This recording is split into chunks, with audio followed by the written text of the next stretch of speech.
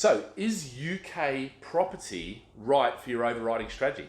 We look at two things here. So effectively, when you first come into the market, all right, generally you've lived in a house in your country, wherever that country is, okay, and it's what we call a residential property in your own country. So that would normally be your core strategy. That's, for most people, that's what they'll start off investing in. They won't be going and buying industrial or commercial property. They won't be buying, HMOs and all this sort of stuff. They'll be buying residential property in their own market. Yeah. So if you're sitting in Singapore, probably Singapore residential, maybe a HDB or something is what you're looking at. All right. Now, what will happen is and that should be your focus. All right. Once you build up your expertise, then what you can do is go to the next level, which go, you know what, that's ticking away nicely. All right. But what you find is, because when the market is down, everything's down, all your investments are down. Yeah, you go, I wonder if there's a way that I can somehow, while that's down, go to another market or another strategy within the market and actually have that going up. All right. This is a bit of diversification. And what we talk about is that's your core strategy.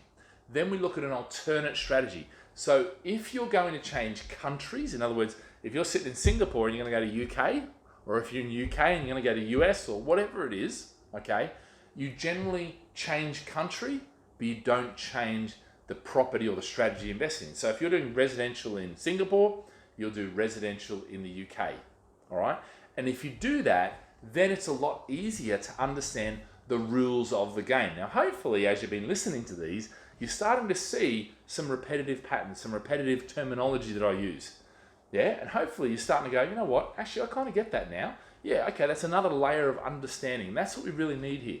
So core and alternate strategy. In between, yeah, you're going to have the rules of the game and the understanding of the rules of the game, because there's common rules of the game. Don't change country, and then change strategy and go do something totally different that you don't understand. Yeah? The only way you lose money in property is by signing something you don't understand. If you don't understand it, then get to learn it. Or choose a strategy that you do understand or is most like the one you understand. Yeah? Baby steps when you're changing the strategy. So core and alternate. And then get both those strategies. Don't do shotgunning. Yeah? A dinner party portfolio where you basically can sit down at a dinner party and say, oh yeah, I've got this property there and that property there, and oh, you've got a commercial property there, an industrial property there, and a chalet there, and It sounds great at a dinner party, but it's a horrible, horrible investment, because you can't possibly keep up with all those different markets, all the different regulation, all the different rules of the game. Okay? It's a recipe for disaster. All right? So if you're going to move countries, if you're going to move, even not only countries, but towns, cities, whatever, okay, then try and stick as closely as you can to the rules of the game that you know. All right, let's see you on the next video. So like, subscribe, and be sure to comment, and we're happy to answer any of your questions. If you enjoyed this video, why don't you download a copy of the book, UK Property Investment Guide for 2023, which covers all 23 of these topics in detail, and really will get you a really good foundation of understanding and certainty built.